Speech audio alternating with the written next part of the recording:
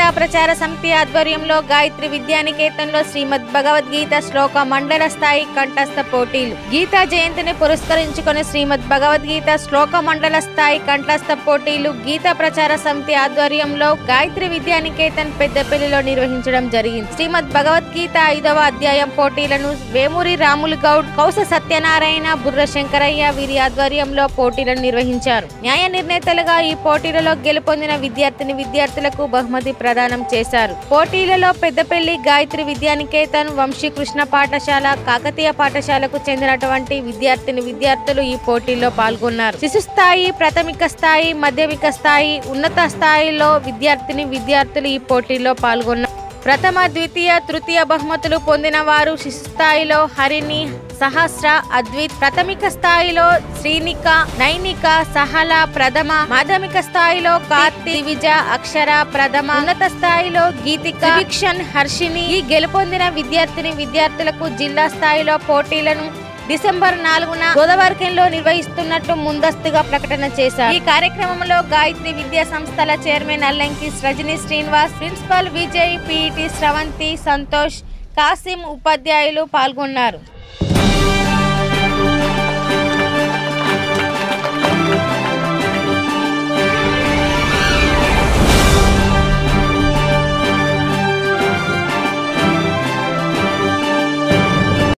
ఆవరణలో గీతా ప్రచార సమితి ఆధ్వర్యంలో గీతా జయంతి సందర్భంగా ఈ మండల స్థాయి భగవద్గీత పోటీలు ఇక్కడ నిర్వహించడం జరిగింది. ముఖ్యంగా 5వ అధ్యాయం పైన ఇక్కడ వివిధ స్కూళ్ళ నుంచి మండల స్థాయి పోటీలు ఇక్కడ నిర్వహించారు.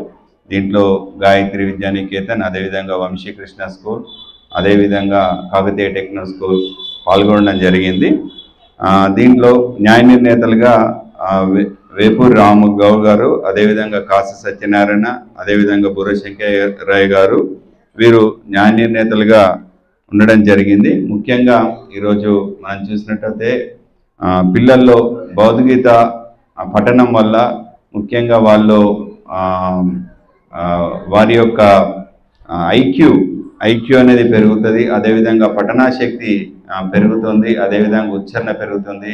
అదేవిధంగా వారి యొక్క రెగ్యులర్ ఎడ్యుకేషన్లో కూడా చదువులో పాటు ఇది భగవద్గీత కూడా చదవడం మూలన రెగ్యులర్ ఎడ్యుకేషన్ కాకుండా ఇతర అంశాల మీద కూడా ఒక అవగాహన అనేది కలుగుతుంది. కాబట్టి ఈ యొక్క దృష్టిలో పెట్టుకొని చిన్నపిల్లలకు కూడా అదే 1st క్లాస్ నుంచి 10th క్లాస్ వరకు పిల్లలకు యూకేజీ నుంచి 10th వరకు కూడా పిల్లలకి ఇక్కడ పోటీలు నిర్వహించారు. దీనికి ముఖ్యంగా నేను గీతా ప్రచార సమితి వారికి నేను ధన్యవాదాలు తెలియజేస్తున్నాను. ఇలాంటి కార్యక్రమాల వలన విద్యార్థులకు మంచి జ్ఞానం కూడా పెంపొందుతుందని ఈ యొక్క సందర్భంగా తెలియజేస్తూ ఈ విధంగా పార్టిసిపేట్ చేసినటువంటి పాఠశాలలందరికీ కూడా నేను పేరున ధన్యవాదాలు తెలియజేస్తున్నాను. ఈరోజు మా గాయత్రి విద్యానికేతన్లో మండల స్థాయిలో భగవద్గీతలోని 5వ అధ్యాయం కర్మయోగం పైన ఎల్కేజీ నుండి శిశు, ప్రాథమిక మరియు హై స్కూల్ వాళ్ళకి వివిధ కేటగిరీ వైజ్గా పోటీలు నిర్వహించడం జరిగింది. ఈ పోటీలలో మన పెద్దపల్లిలోని వివిధ పాఠశాలల విద్యార్థులు కూడా పాల్గొనడం జరిగింది. చిన్న పిల్లలు, ఎల్కేజీ, యూకేజీ పిల్లలు కూడా మాటలు కూడా సరిగా రాని పిల్లలు స్పష్టమైన ఉచ్చారణతో, భక్తి శ్రద్ధలతో నేర్చుకొని ఈరోజు ఈ పోటీలలో పాల్గొనడం మాకు చాలా ఆనందంగా అనిపిస్తుంది. భగవద్గీత పఠనం వల్ల పిల్లల్లో చిన్నప్పటి నుండే సత్ప్రవర్తన అలవాటు పడుతుంది. గీతా ప్రచార సమితి వాళ్ళు కూడా ముందు ఇటువంటి కార్యక్రమాలు మరెన్నో నిర్వహించి పిల్లల్ని వాళ్ళకి మన సనాతన ధర్మం ఇవన్నీ కూడా వాళ్ళకు అలవాటు పడే విధంగా వాళ్ళు కూడా కృషి చేయాలని మేము కోరుకుంటున్నాము. ఈ కార్యక్రమానికి పిల్లల్ని ప్రిపేర్ చేసిన టీచర్లను కూడా మేము అభినందిస్తున్నాము. టీచర్లు కూడా చాలా శ్రమ తీసుకొని ఓపికగా పిల్లలకి చాలా చక్కగా నేర్పించారు. పిల్లలందరూ కూడా ఎటు నుండి ఎటడిగిన నెంబర్తో సహా దాన్ని ముందు అడిగినా వెనుక అడిగిన నెంబర్తో చెప్పినా కూడా చాలా చక్కగా చెప్తున్నారు. సో వాళ్ళు ముందు కూడా ఇలాగే అన్నీ నేర్చుకొని సత్ప్రవర్తనతో మెదలాలని నేను కోరుకుంటున్నాను. భవిష్యత్తులో ఉన్నతమైన స్థానాల్లో ఉండాలని కోరుకుంటున్నాను.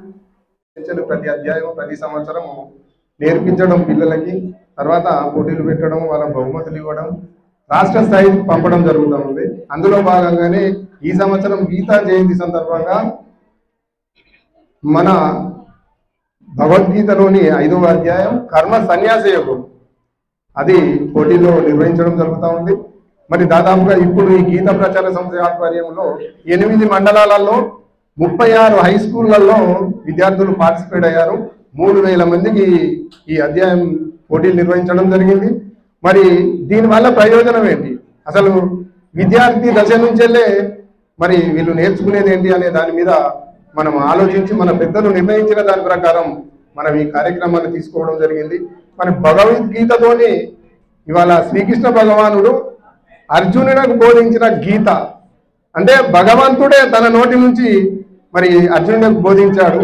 ఇవాళ విద్యార్థులందరూ ఈ శ్లోకాలు చదువుతూ ఉంటే ఆ శ్రీకృష్ణుని యొక్క నోటి నుండి పడిపోయినట్టే మనం భావించి భగవద్గీతను పిల్లలకు నేర్పించి వాళ్ళను కృతార్థులను చేయాలనే ఉద్దేశంతో ఈ కార్యక్రమం తీసుకొని మరి విద్యార్థులు స్కూల్ యాజమాన్యం కానివ్వండి, ఆచార్యులు కానివ్వండి, భగవద్గీత కోసం పోటీలకు పోతే ప్రతి ఒక్కరు మంచిగా మనల్ని అభిమానించి మరి పోటీలలో పాల్గొనే విధంగా చేసి ఇవాళ పిల్లలకి మన హిందూ ధర్మం, హిందూ సంస్కృతి, హిందూ సాంప్రదాయం అలాగే జీవన విధానాన్ని తెలిపే విధంగా మరి ఇవాళ భగవద్గీత సమాజంలో పనిచేస్తూ ఉంది.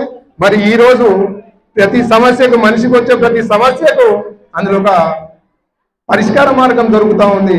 కాబట్టి దేశంలో ప్రతి ఒక్కరు ఈ భగవద్గీత చదివి ఇతరులకు చదివిస్తే మరి దానివల్ల ఎనలేని ప్రయోజనం కలుగుతూ ఉంది. ఆ కృష్ణుని యొక్క ఆశీస్సులు మనకు అందుతాయి. అందులోనే చివరికి 18వ అధ్యాయంలో చివరి శ్లోకం మరి ఎత్ర యోగీశ్వర కృష్ణో ఎత్ర పార్థో తనుతన తత్ర శ్రీ విజయోర్భూతి ధ్రువా నిర్మతిర్మమ.